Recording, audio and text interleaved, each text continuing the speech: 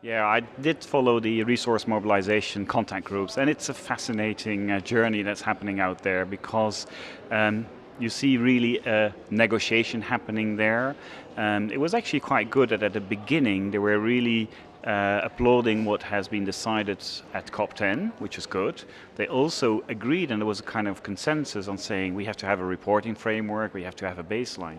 But then when they got to paragraph 7, which is about targets, then it all stopped. And it was interesting is that one paragraph, there was I think about 2 hours discussion just on that one paragraph.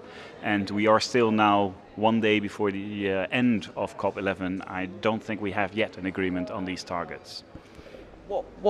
Give us an idea of what the discussions were on that paragraph. We all know that these paragraphs, even a word or a letter can be a sort of make or break, but give us an idea of what sort of form those discussions were taking. Well, the focus is on the flow of development money in a certain sense from developed country to developing ones, where there's a request from developing countries to double the current baseline, but not having defined what the baseline is. And what is interesting is that there's no disagreement on the fact it needs to increase and it needs to be more, but I think there's really a paranoia on knowing how much that is. Now, what I really missed is actually the fact that when you go to side events and you listen to other players that are coming to CBD, they're coming up with innovative financial mechanisms, new ways of actually getting finance, and it's especially new opportunities to unleash private sector funding and not only public funding. And that's clearly missing in these negotiations, because that would completely unlock the situation if it was actually these private funds that would come into conservation funds. Wow, so there is no real discussions here about private sector funding at all? Well, there are some discussions about business and biodiversity and the involvement of business, but when it gets to the more technicalities of financial flows, then I feel that there is a very strong focus on pure public funding. Whereas there are other mechanisms that could be put in place which could then, make sure that there's other types of funds, not from the public, that could come in. That's interesting. Does that, in a sense, make the CBD a slightly dated arena if that is still the current situation? Well, it's not a dated arena because in the side events you've got these very constructive dialogues happening, so it's all there. It's just a shame that it doesn't transpire all the way down to the negotiations. So I even made sometimes comments in panels that I had that I participated at. I said, can we invite all the negotiators into these side events so that they hear about this and then reconvene and then try to work on these solutions? I mean, that's interesting. With the climate talks coming up, that's clearly an arena where business has been, well, it's being sort of embraced in almost like a death-like hug, just to sort of, you have to do this now. Do you have any reasons why that perhaps hasn't been the case in biodiversity? Does business get biodiversity? Is it a bit scared of it perhaps?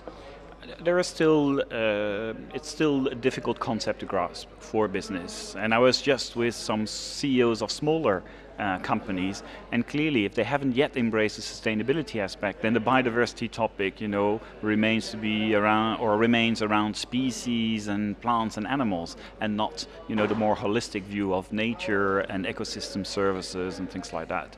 So I think, yes, for business it's a more difficult concept to grasp, but there are leaders out there that clearly have grasped it and are able to, transfer it into their operations and making, a good business case for it. What role does enhanced environmental reporting have in that for small, medium and big businesses? And are there many talks on environmental reporting within the CBD arena? There was, at the side events, again, quite some discussions about, there's been a lot of voluntary reporting now, and how can we make that more stringent, more structured. In the resource mobilization, there was actually talks about the reporting framework, and that was all agreed that it needs to be there so that we can actually track progress.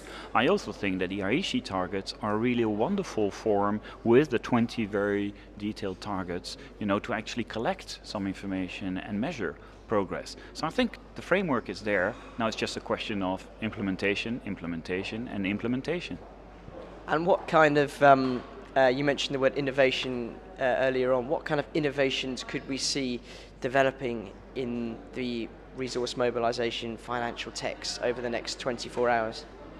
I think once you get closer to the end of such an event, there will always finally be, and the host might be then, the party that can help most with that, with perhaps an innovative idea or suggestion to come in there.